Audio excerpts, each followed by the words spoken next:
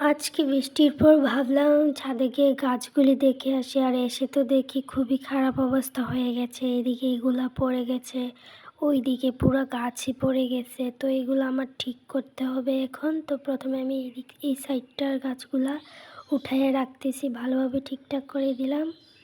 তো আবার এই বেলি ফুল গাছটাতে অনেক সুন্দর করে অনেকগুলো ফুল ফুটছে, তো এটা দেখে আবার একটু ভালো লাগছিল, কারণ বেলি ফুলের ঘ্রাণ আমার কাছে অনেক ভালো লাগে।